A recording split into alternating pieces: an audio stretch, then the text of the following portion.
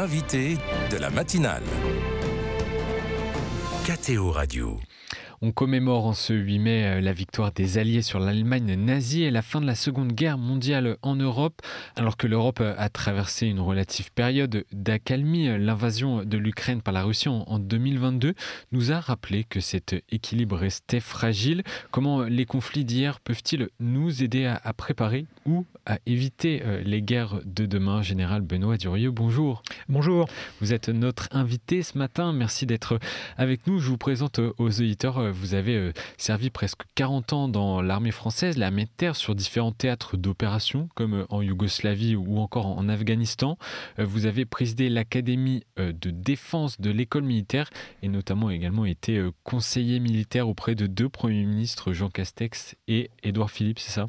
Absolument. Donc ça fait 80 ans aujourd'hui, après la fin de la Seconde Guerre mondiale. Quel enseignement avons-nous tiré de ce conflit, général Benoît Durieux?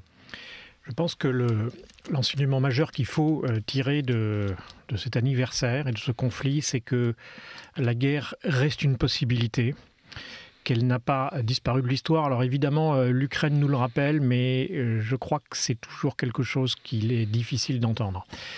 La deuxième leçon, probablement, qu'on peut tirer de cet anniversaire, c'est que pour la France, rien ne se fera sans une alliance forte entre pays européens d'abord. Ça a été l'immense vertu de la construction européenne. Ça a été la vertu de l'OTAN que de garantir une alliance aussi avec les États-Unis d'Amérique. Et je crois qu'il ne faut pas qu'on perde tout ça de vue derrière les tresseaux de l'actualité. Et sur la façon dont la paix a été consolidée avec la création de l'ONU en 1945, de son Conseil de sécurité et des organisations mondiales, pourquoi ce modèle semble aujourd'hui arriver à bout de souffle ? Eh bien, en effet, le multilatéralisme tel qu'on l'a connu pendant des décennies semble en tout cas fragilisé. C'est vraiment quelque chose qui doit nous inquiéter. Je crois que ce qui prédomine probablement, eh bien, c'est tout simplement que les peuples, mais aussi les dirigeants, ont oublié ce que pouvait être la guerre. Ont perdu ça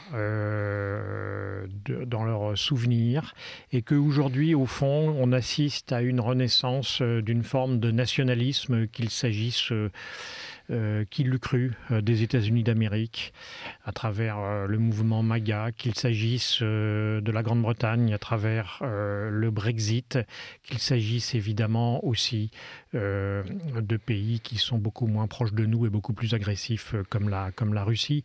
Et évidemment, c'est extrêmement inquiétant. Vous avez dit que l'Europe ne devait pas perdre de vue ses alliés initiaux face à la Russie. Avec la guerre en Ukraine, la guerre frappe de nouveau en Europe, même si nous, ça nous paraît un peu plus éloigné vu de France. Sans parler de la vision impérialiste du président Vladimir Poutine, qu'est-ce que les Européens auraient dû ou auraient pu faire pour éviter ce conflit ? C'est toujours extrêmement difficile. Je pense que, comme dans toute démarche stratégique, la première chose consiste à comprendre l'autre. Alors l'autre, ce n'est pas forcément l'ennemi, ça peut être l'adversaire, ça peut être le compétiteur, c'est aussi l'allié. En tout cas, on a sans doute, à partir des années 90, finalement, tout notre soulagement de voir la guerre froide se terminer, abandonner l'idée, ce qu'on faisait beaucoup plus avant, à vrai dire, de comprendre la Russie. La deuxième chose, probablement, c'est que nous avons oublié que la guerre pouvait survenir et donc délaissé probablement une posture de défense suffisamment dissuasive, ce qui a sans doute joué un rôle dans l'entreprise de Vladimir Poutine. Et donc, voilà peut-être ce qu'on peut dire à ce stade. La guerre en Ukraine ressemble-t-elle à la guerre de demain par rapport à toutes ces nouvelles technologies, les drones, ou en tout cas à quoi ressemblerait la guerre de demain ? Alors ça, c'est une excellente question. Ce qui est vrai, c'est que si la guerre en Ukraine a surpris un peu tout le monde, c'est précisément que dans sa configuration générale, elle a semblé plutôt la guerre d'hier que la guerre de demain. C'est la réapparition des tranchées, ce sont des fronts continus et stabilisés qui évoquent bien davantage la Première Guerre mondiale que la guerre de demain. Alors ça doit quand même, il faut à la fois éviter de balayer cela aux orties en considérant que c'est une guerre déjà périmée et que ce n'est pas la guerre de demain. Si, ça peut être la guerre de demain, mais pour autant, il ne faut pas non plus omettre de noter ce qu'il y a de nouveau. Je pense que ce qu'il y a de nouveau, c'est très clairement l'avènement, au point de vue tactique en tout cas, l'avènement massif des drones dans tous les domaines qui rendent les forces très facilement détectables. Le champ de bataille est devenu beaucoup plus transparent. Et ça, je pense que c'est peut-être l'enseignement majeur qu'il faut tirer de cette guerre. Général Benoît Durieux, vous avez publié un livre en février dernier, co-dirigé avec l'historien Olivier Vievorka, Les Maîtres de la stratégie, publié aux éditions du Seuil, un ouvrage qui relate l'histoire de la pensée de la guerre à travers des biographies de grands stratèges de la guerre. Peut-on penser la guerre de demain, on en parlait ici, comme on la pensait hier ? Alors, il faut à chaque fois penser la guerre de son époque.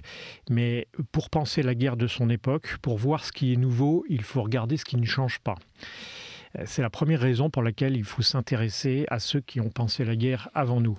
La deuxième raison, c'est que des gens comme Sun Tzu, comme Clausewitz, comme Machiavel et bien d'autres qui sont analysés dans l'ouvrage que vous citez, s'ils sont parvenus jusqu'à nous, c'est qu'ils ont réussi à identifier des tendances qui dépassent les époques.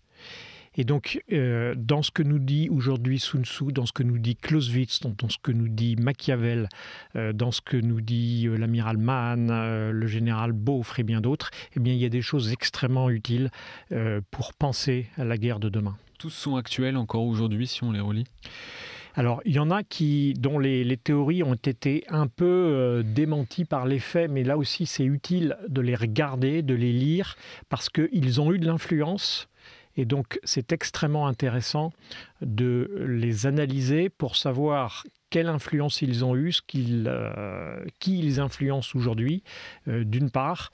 Et puis, mais pour beaucoup d'entre eux, ils sont encore, je trouve, extrêmement actuels.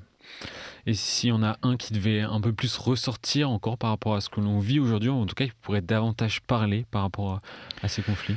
Bien moi, à titre un peu personnel, j'ai une faiblesse pour Karl von Clausewitz, que j'ai beaucoup étudié, mais qui, je crois, lui, est vraiment parvenu à comprendre l'essence de la guerre, sa dimension politique, toute la difficulté de ce phénomène. Et donc, oui, c'est peut-être lui que je recommanderais. Il y a également un chapitre remarquable sur Bernard Brodie, qui était un théoricien nucléaire américain et qui dit beaucoup de choses, puisqu'on parle beaucoup de stratégie nucléaire. Je crois qu'il a beaucoup de choses à nous dire aujourd'hui.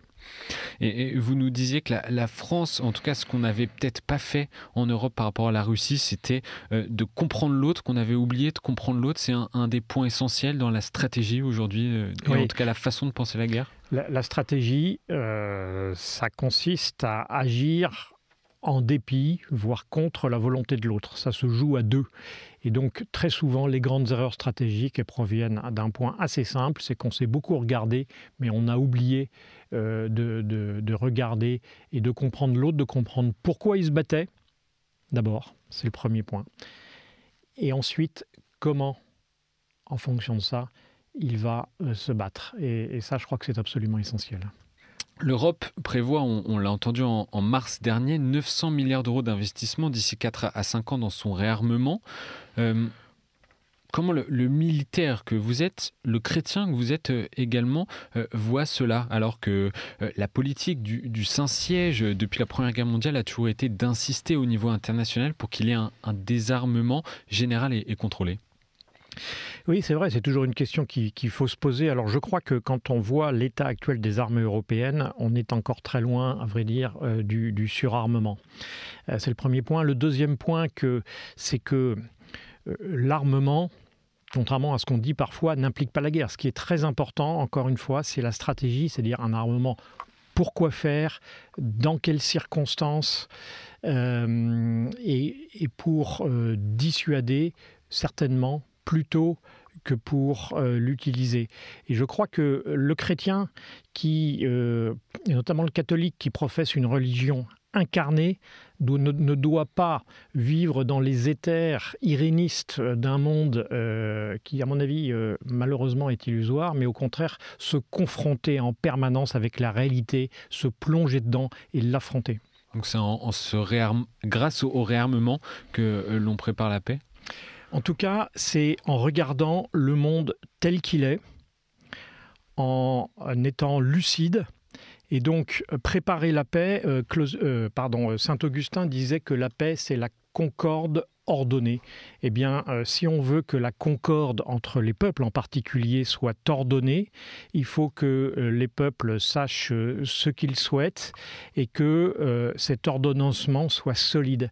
Et il n'y a pas, et on le voit bien, il n'y a pas d'ordonnancement solide sans une forme d'ordre, d'autorité. Moi, il y a par exemple, j'ai beaucoup de nouvelles actuellement de la situation à Haïti. À Haïti, c'est pas la guerre, mais il n'y a pas de paix. C'est les gangs qui règnent, c'est la violence, tout simplement, parce que probablement il n'y a pas un État suffisamment fort.